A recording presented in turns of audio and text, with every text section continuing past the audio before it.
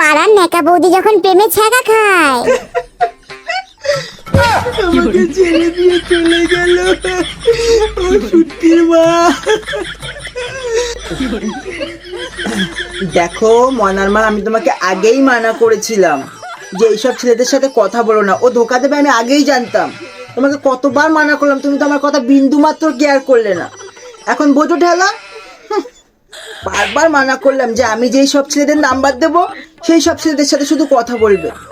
তুমি তো না নিজের থেকে পটাবে, আর বোঝো ঠেলা। কি আর বলবো।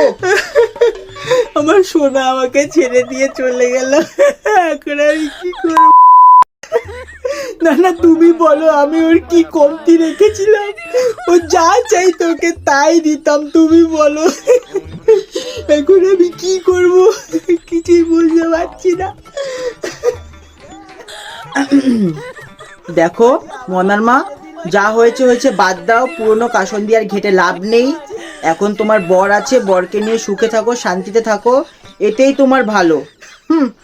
আর এসব করো না। তুমি তো ভালো করেই জানো আমি একজনের সাথে থাকতে পারি না। এখন আমার কি হবে আমি কিছুই বুঝতে পারছি না।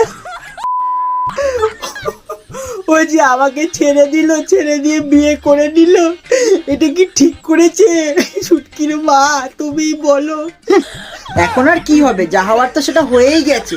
বারবার তো এক কথা বলা যায় না। এসব ছাড়ো আর নিজের বরকে নিয়ে সুখী থাকো, এসব আর করো না।